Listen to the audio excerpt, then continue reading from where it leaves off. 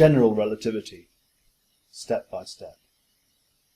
We've got this rather nice expression here for the stress energy tensor for an arbitrary fluid, an arbitrary perfect fluid. What I'm going to do now is I'm going to consider T alpha beta for anything.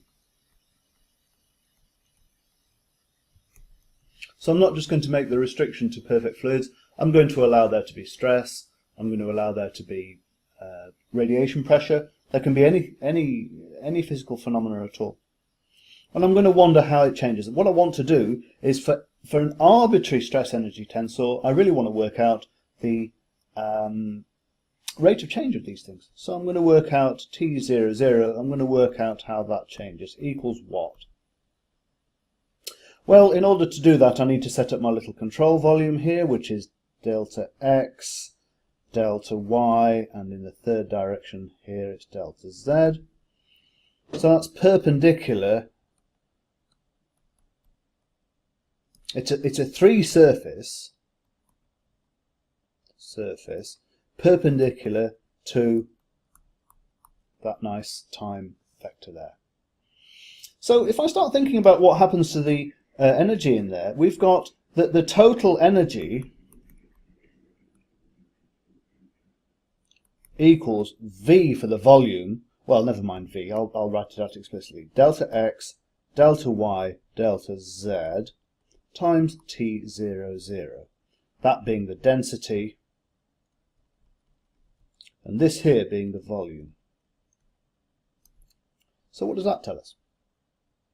Well, if I want to work out di by di t of the total energy, delta x, delta y, delta z, T00, well, that's going to equal flux in minus the flux out. And of course in my little control volume here, I've got different directions I can take my fluxes. I might draw the back end there as well. I might take flux in through that line there, that plane there, and out of here. So let's have a look at that. That is this one here. Equals the flux in, that's going to be T0x times the area, which is, let me just put my x's and y's, that's delta x. This one here is, that vertical one there is dy, and that sloping one here is delta z. So this little area here, which is corresponding to flow in the x direction, has got area, or times area, equals T0x times delta y, delta z, delta y, delta z, because that's my area. Well, that's the flux in. What's the flux out? Out. Flux out equals, well, it's the same thing, delta y, delta x, but corresponding to this area here. So I guess you could say evaluated at x plus delta x, and then I guess we'd better write evaluated at x there. So the net flux in equals in minus out, which equals, see if I can get this right, minus di by di x of T0x delta y delta, oh, that should be a z, z times delta x. It's minus because we want in minus out, and it's easy to get these sign, it's easy to make this kind of sign error. Equals delta x, just rewriting it, delta z, I'm just taking that to the beginning, that outside and that outside because they're constant, di T0x by di x. Now here's the clever bit, or a clever bit, which is to observe that this thing here equals the volume of the control volume. But we've got the little control volume. We started out with a little box and we worked out the total area inside it. So that cancels. Cancels. That's wonderful. So, of course, we haven't just got the fluxes in that direction.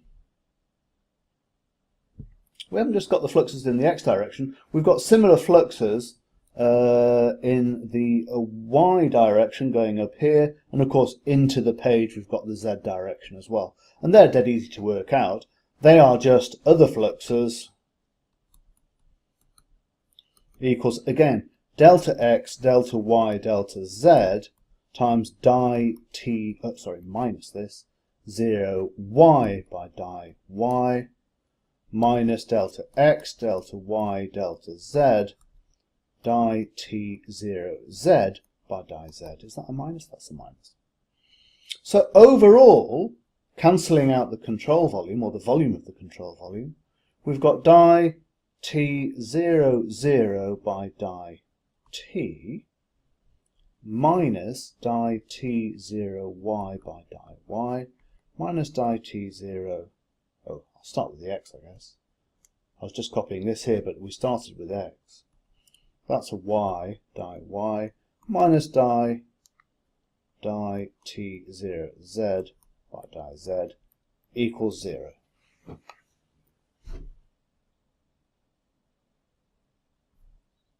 Sorry, I've got a sign error here. It equals that minus, yeah, got a sign error there. The reason I've got a sign error is that we're looking at fluxes in minus the fluxes out, and here I wrote in minus out, and that is equal to the net flux in. So the rate of change is equal to the net flux in. It's easy to make this kind of mistake.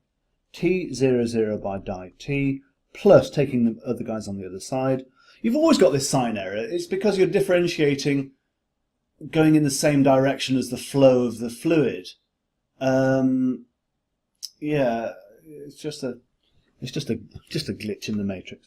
Plus di t0 x by di x plus di t0 y by di y plus di t0 z by di z. And that equals 0. That's why I was getting myself confused.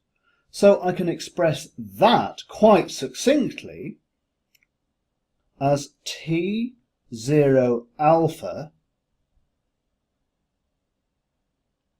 comma alpha equals 0, where this is covariant differentiation.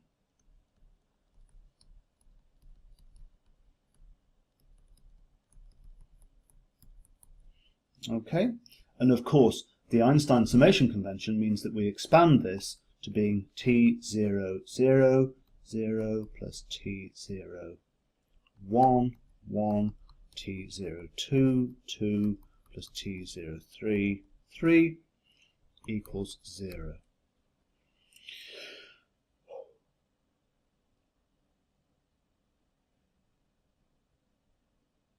That's a beautiful thing. That's a beautiful thing. This is conservation of energy. Now the same argument works,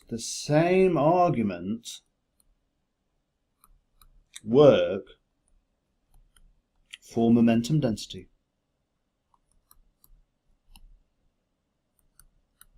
So that tells me that T11, 1 plus T12, 2 plus T13, 3 plus T1, got a 0 there, haven't I? T10, 0 plus that, plus that, plus that, plus that equals 0. That equals conservation of x momentum. Conservation of x momentum. Because I put a 1 there.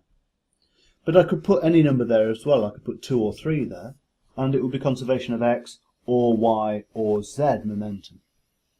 It's a little bit more challenging to look at the conservation of momentum because you've got the flux terms, you've also got a pressure term working with you. But of course, even in the case of a perfect fluid, you've got these pressure terms here which are pushing elements around them. They're doing work for you, but they are transferring momentum around control volumes as well. So we can represent all of this, we can subsume all of this into one Uber equation. T alpha beta comma beta equals 0. And that gives us 4 equations, one for each alpha, which is conservation of energy, conservation of x momentum, conservation of y momentum, and conservation of z momentum, all in one tiny little equation. Now, this works in flat space, but the killer observation is that we should be using covariant differentiation.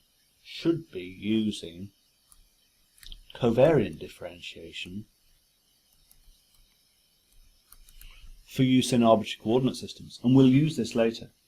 So instead of writing t alpha beta oops, that should be a beta. It's symmetric, so it doesn't matter. But you normally differentiate with respect to the second one, certainly in the literature. Equals 0. This is true. This is true in flat space, or true in Cartesian coordinates, I guess.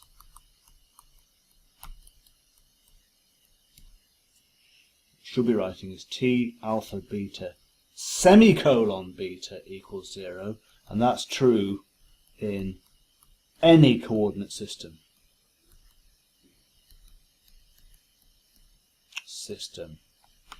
So rather than writing out the conservation laws for energy and the 3 conservation laws of momentum separately, we can subsume all those physical quantities into the stress-energy tensor. And instead of writing out the different equations for the conservation of those 4 separate quantities, we can just write out one summed equation. This is, of course, summed over beta. Let me write out what it means. Alpha beta semicolon beta equals di t alpha beta by di x beta plus Christoffel symbol. See if I can get this right. That alpha is free, so that's there.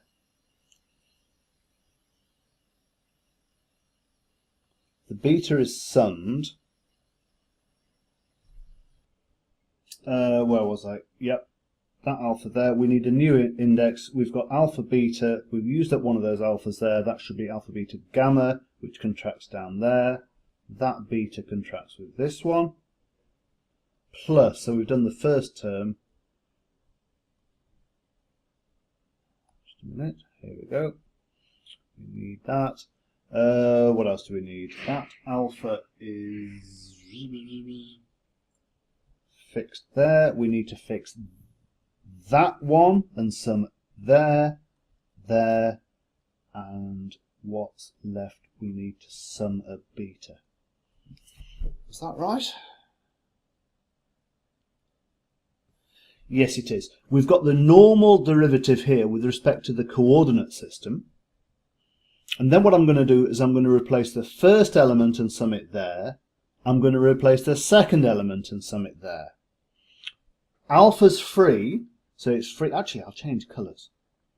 I'll change colours to red. That alpha is free. Didn't mean to get rid of that other beta. That's free, and that's free. I'll draw the betas in blue. There they are. There's a beta there which I got rid of that I didn't mean to. So blue is summation over beta. So we've got an alpha beta here. There's a beta there. There's a beta which sums with this one. So the summing is over the blue betas, which is here.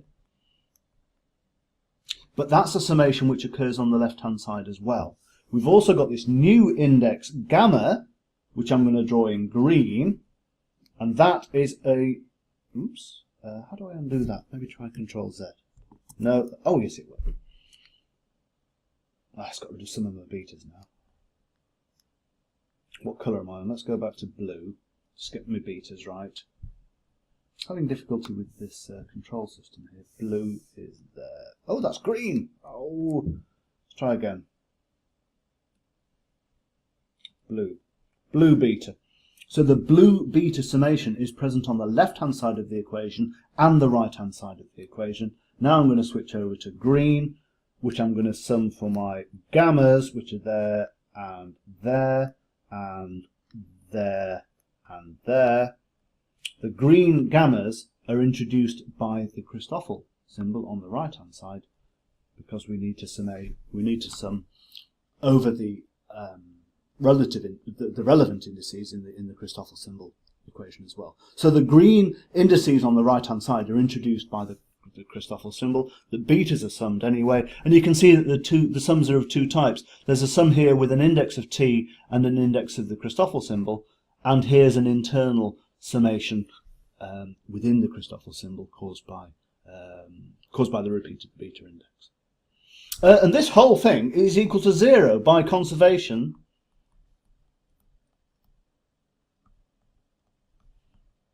of energy and momentum. So we've got this rather beautiful equation, T alpha beta semicolon beta equals 0. For any fluid, sorry, not even fluid, for any substance with a stress energy tensor, in any coordinate system, we have this beautiful, concise equation, or system of equations. There's 4 equations, one for each alpha, which express conservation of energy and momentum. And I'm going to stop there. I've gone on far too long. Stop.